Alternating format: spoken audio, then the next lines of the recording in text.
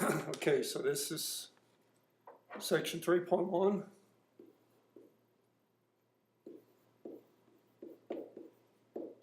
We're dealing with polynomials and their graphs.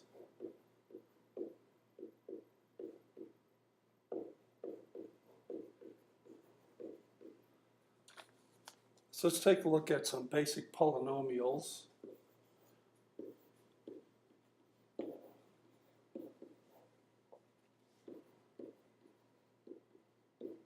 Which will be our parents. First one is one you should be familiar with. Y equals x. Second one is also one you should be familiar with.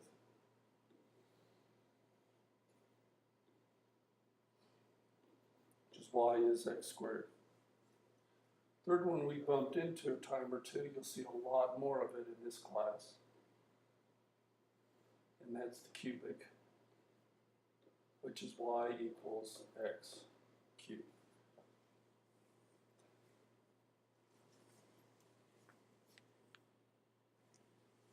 Then we've got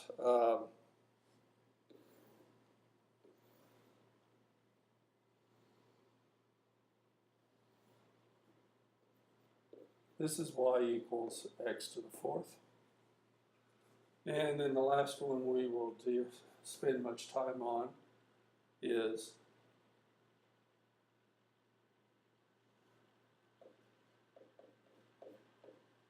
quintic y equals x to the fifth. You can notice some patterns if you look at these. If you look at all of the odd powers, which is this one, and this one, you'll notice that the parents all go to infinity as x goes to infinity and negative infinity as x goes to negative infinity. That's true of all of the odd ones, okay? The even ones, and these guys have odd symmetry, which is symmetry through the origin. Okay, the even ones, which is x squared and x to the fourth, you notice the parents both go to positive infinity in both directions. And these have even symmetry, which is across the y-axis. All right, one of the things you're going to be asked to do is to describe equations in terms of the parents. So be given something like y equals 2x squared minus 3. So this is parent function y equals x squared that is stretched vertically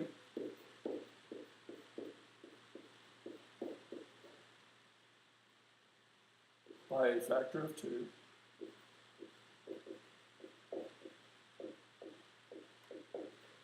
you get that from this guy and moved down 3 units, which is this guy. Okay, so let's contrast that, one that's a little bit different.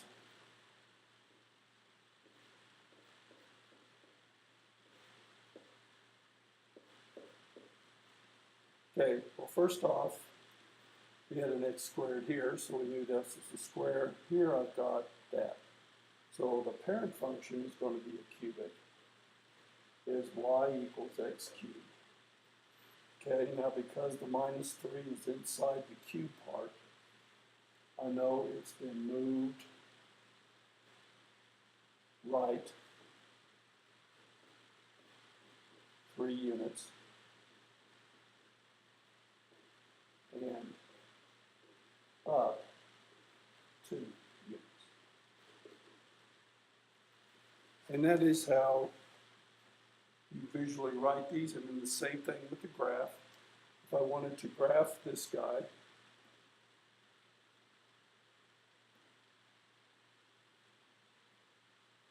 all right, here's A, here's B. So what I would do with the graph on A, I know my parent looks sort of like this. All right, but I've stretched this vertically by a factor of 2, which is going to make it narrower. When you stretch it vertically, it's going to move these in. And I'm going to move it down 3 units. So there's going to be my new vertex. It's going to be skinnier than the other one. So this is what it's going to look like. And you can do it without needing a graphing calculator. There's A, there is B. Okay, now on this one, my parent function is a little bit different. Here I'm dealing with x cubed. So my parent function looks like that. Now I know what I've done is I've moved it right 3 units. So an easy point to pick would be this one. So I move it right 3 units. And then up 2 units. At this point now, will get moved up here. And my new function will look like this. I moved it to the right and up. Okay, the other thing you're going to have to do then is in behavior. So in behavior is how a function behaves or looks as x gets very big and this is getting very big in the x direction, and as x gets very big in the negative x direction, goes to negative infinity. All right, and we sort of alluded to this before.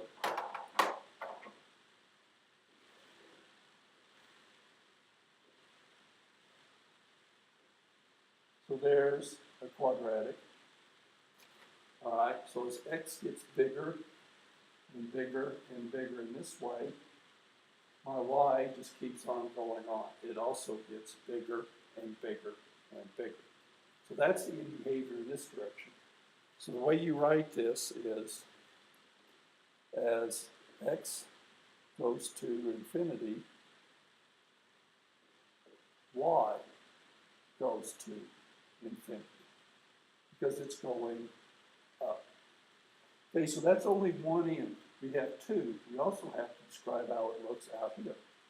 So as x goes to negative infinity, and you notice here our y's, in this case, also continue to keep going up. Y goes to infinity, positive infinity. So that's the even behavior of this. And this type of behavior will be typical for even-powered functions.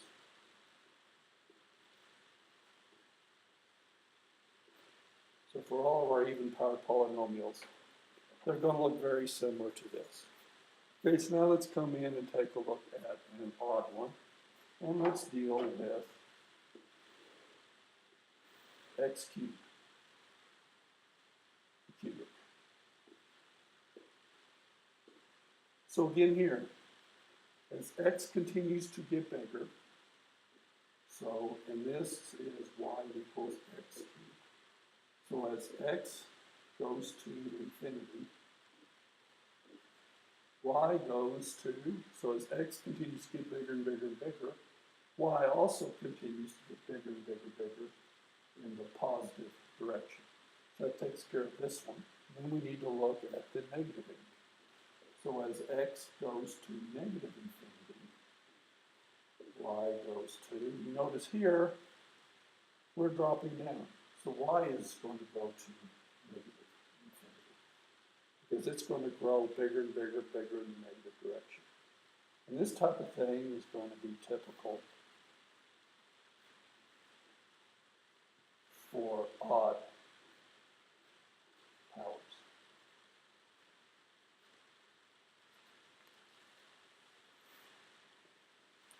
So remember, all you're doing here is you're taking, okay, as x gets bigger, what is y doing?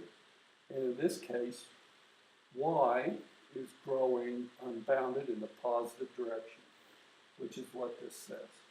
And then here we're taking a look at what happens as x gets bigger in this direction.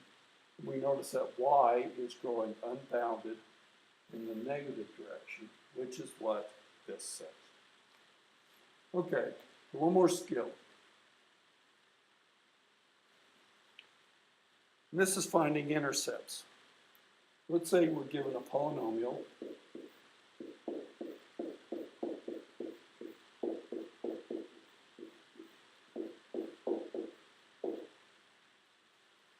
The first thing we want to find are our x-intercepts.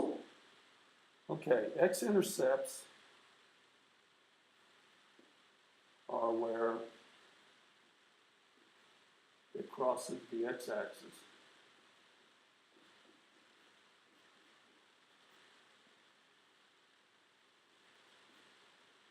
Which is where the polynomial equals 0. All right? So if you draw your coordinate axes here, this is x and this is y. My x-intercepts are going to occur along here, which is where my y value, which is my functional value, is equal to 0. Okay, so what we do now then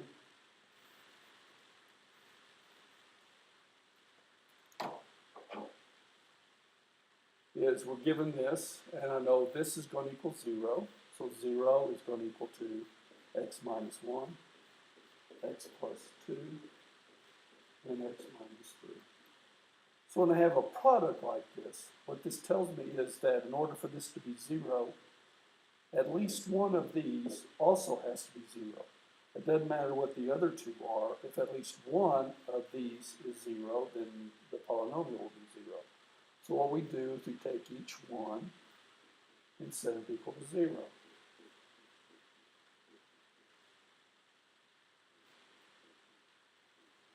And we solve for it. So the 0 here is going to occur when x is 1. That's my first x-intercept. X is negative 2. There's my second one. And x is 3. There's my third x-intercept. And this tells me where it's crossing the x-axis at these points. You write it as coordinates. This would be 1, 0, because y value is 0. Negative 2, 0. And 3, 0. And if we went in and plotted this thing up,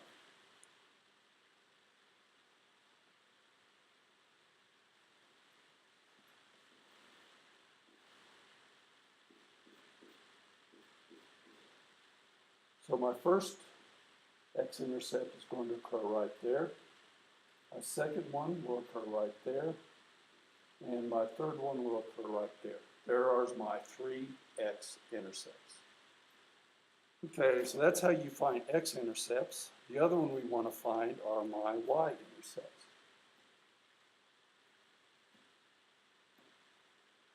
So y-intercepts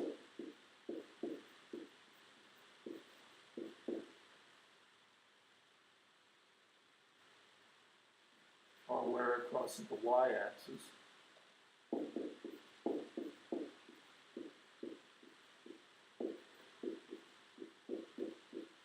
If we draw a picture of our coordinate plane, here's my y-axis. So it's where x equals 0. And this gives you a key on how you find these. In order to find the y-intercept, you set x equal to 0. So let's go back up and take a look at our old friend here. P of x equals x minus 1, x plus 2, x minus 3. And we notice we found our x-intercepts were at x equals 1, x equals negative 2, and x equals 3. So now our y-intercepts, all I do is I plug in 0 for x. So my y-intercept then will be equal to 0 minus 1, 0 plus 2, and 0 minus 3. I do a lot of arithmetic. So y is going to equal to negative 1 times 2 times a negative 3. Or y equals to negative 3 times 2 is a negative 6 times a negative 1 makes a 6. Or it's going to be at the point 0, 6. Okay, so we've got some information about this thing already, which is my y-intercept is up here. I've got an x-intercept here, an x-intercept here, and an x-intercept here. And this is how you find x-intercepts and y-intercepts for these polynomials.